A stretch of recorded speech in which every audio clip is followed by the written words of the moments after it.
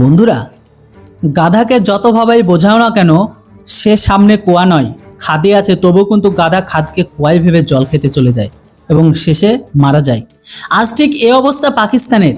তারা ভারতকে উস্কে দিয়ে নিজেদের ধ্বংসকে ডেকে আনছে। হ্যাঁ বন্ধুরা, অপারেশন সিঁদুরে পাকিস্তানের মার একটু কমই পড়ে গিয়েছে মনে হয়, তাই তারা এখন এই নাটক করছে। তবে এতে ভারতও এমন পদক্ষেপ নিয়েছে যে পাকিস্তানের পুরো মুখ বন্ধ হয়ে গেছে। দেখুন, আপনাদের সামনে নবভারত টাইমসের আর্টিকেল থাকবে, যা অনুযায়ী পাকিস্তান ভারতের সাথে থাকা সীমানা অর্থাৎ এলওসির কাছে তুরস্কের TB2 ড্রোনকে মোতায়েন করা শুরু করেছে। আপনারা সবাই হয়তো জানেন যে TB2 ড্রোন তুরস্কের সবচেয়ে জনপ্রিয় মিসাইল ফায়ারিং ড্রোন, যেটিকে তুরস্ক তাদের মারাত্মক শিকারী বলে থাকে। কিন্তু এই মারাত্মক শিকারের ধাজ্জাকে উড়িয়ে দিয়েছে ইউক্রেন যুদ্ধে রাশিয়া।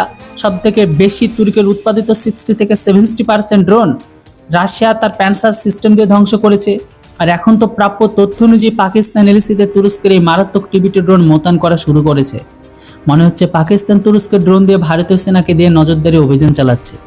বলা হচ্ছে পাকিস্তান এখন টার্কিশ ড্রোনের মাধ্যমে ভারতীয় এলাকার তথ্য চুরি করছে, যাতে জানতে পারে ওই এলাকায় কোথায় কোথায় ভারতীয় চেকপোস্ট আছে, কোথায় ভারতের জওয়ানরা টহল দেন আর কোথায় দেন না, কিংবা ভারতের জন্য কোন পথটি নিরাপদ যাতে জঙ্গিদের কাশ্মীরে পাঠানো যায়। এই সবের জন্য এই ড্রোনগুলো এলএসিতে মোতায়েন করা হয়েছে, কারণ TB2 ড্রোন মিসাইল ফায়ার করার পাশাপাশি একটি ভালো গোয়েন্দা ড্রোন হিসেবেও পরিচিত। শুধু তাই নয়, পাকিস্তান এখন এই এলাকায় চীনের জেড-10 অ্যাটাক হেলিকপ্টারও মোতায়েন করা শুরু করেছে, যা পাকিস্তানের কোনো সম্ভাব্য মিশনের দিকে ইঙ্গিত করছে।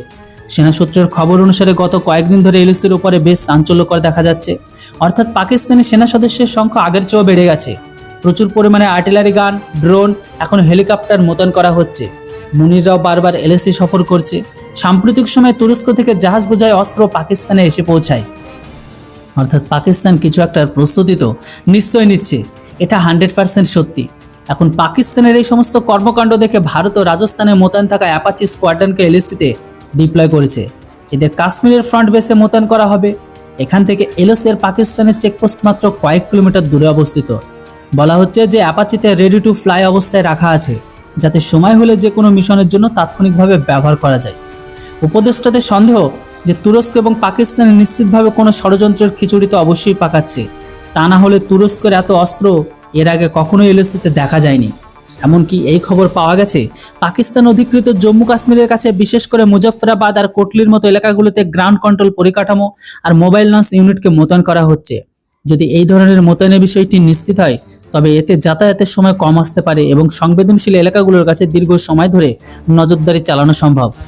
আর একটি কথা, অপারেশন সিঁদুরে ভারত যতগুলো জঙ্গি লঞ্চপ্যাড আর ঘাঁটিকে ধ্বংস করেছিল, সেগুলো সব আবার নতুন করে তৈরি করা হয়েছে। এর বিস্তারিত তথ্য আমি পরের ভিডিওতে জানাবো। আপাতত শুধু এটুকু জেনে রাখুন যে পাকিস্তানকে আবার নিজের পায়ে দাঁড় করানোর জন্য বেশ কিছু দেশ আপ্রাণ চেষ্টা চালাচ্ছে, যাতে পাকিস্তান ভারতের জঙ্গি হামলা চালানো বজায় রাখতে পারে। তবে ভারতের প্রস্তুতিও কারোর চেয়ে কম নয়। সেনা জানিয়ে দিয়েছে যে সময় এলে তারা অগ্নিপ্রাইম আর এলএসিতে মোতায়েন করতে পিছপা হবে না। বাকি আপনারা বলুন, এবার পাকিস্তান যদি কোনো ভুল পদক্ষেপ নেয়, তবে তার জবাব কোন অস্ত্র দিয়ে দেওয়া উচিত? কমেন্ট করে আপনাদের মতামত অবশ্যই জানান। Thanks for watching. জয় হিন্দ, বন্দে মাতরম।